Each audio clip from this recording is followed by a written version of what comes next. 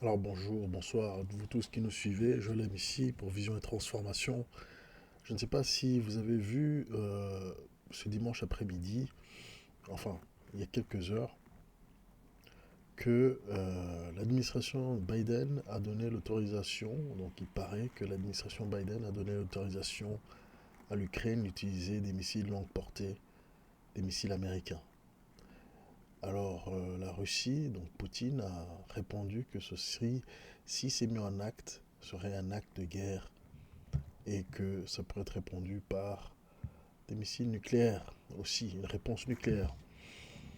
Alors, il faut se rappeler ceci fait penser aux prophéties Azovmena qui nous indiquent que ça va finir en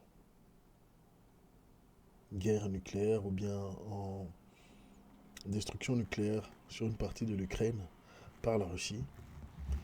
Mais nous ne savons pas jusqu'où ça peut aller cette affaire. Alors, les raisons pour lesquelles ceci peut arriver, et d'ailleurs regardons d'abord l'article qui en parle. Alors voici l'article qui en parle. Donc France 24 en direct, feu vert des États-Unis à l'utilisation par l'Ukraine de missiles longue portée en Russie. Et nous voyons que ça date de 21h13. Et donc Washington a donné l'autorisation à l'Ukraine de frapper le territoire russe avec des missiles à longue portée fournis par les États-Unis, a indiqué dimanche à l'AFP un responsable américain. Un changement stratégique majeur à quelques semaines de l'arrivée au pouvoir de Donald Trump.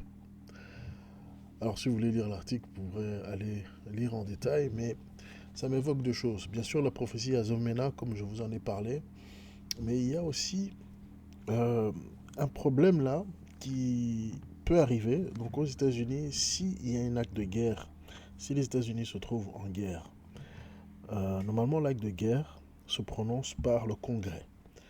Et c'est le Congrès qui peut dire, voilà, nous sommes en guerre, et alors cela deviendrait officiel, et le président en place a le droit, normalement, d'après la loi, de rester 5 ans au pouvoir euh, en temps de guerre, jusqu'à 5 ans. Est-ce que c'est la stratégie qu'ils veulent mettre en place? Est-ce que c'est pour ça qu'ils ont été si calmes? Parce que tout le monde se dit là aux États-Unis, ils n'ont pas rouspété énormément, ils ne sont pas en train de faire grand-chose, ils semblent avoir accepté. Kamala Harris a semblé avoir accepté la décision, la victoire de Trump, mais jusque-là, il n'y a rien eu d'autre.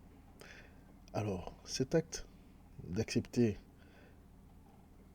que l'Ukraine puisse utiliser des missiles de longue portée changerait tout, bien sûr. Parce que si la Russie considère que les États-Unis a fait un acte de guerre, finalement, parce que c'est ce que Poutine a dit, euh, alors ça devient tout à fait autre chose. Ça serait, ça mettrait donc le territoire américain à risque et ça nous amène aussi à d'autres prophéties où les États-Unis pourraient être attaqués de manière par surprise, sans annonce. Mais bon, est-ce que ça serait vraiment par surprise après une telle chose? À vous de me dire. Bref, je pense que ceci mérite des prières.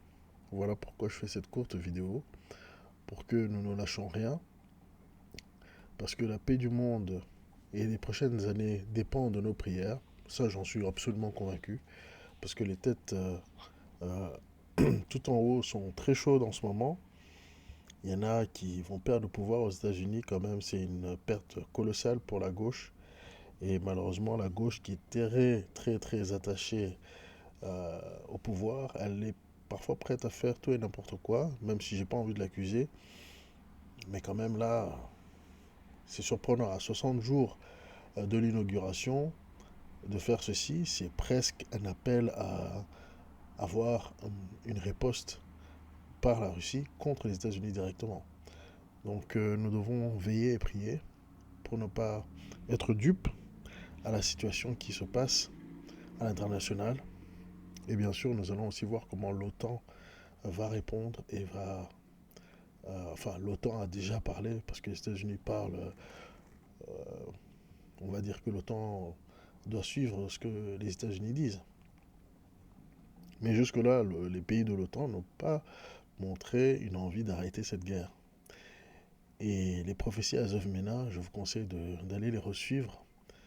Et nous voyons que ça va aller au plus mal. Alors Trump, s'il hérite une situation comme celle-là, ça ferait que ça l'occuperait beaucoup et ça le forcerait justement à finalement mettre beaucoup d'efforts sur cette guerre, à tenter de l'arrêter, mais aussi sur une riposte potentielle sur le territoire.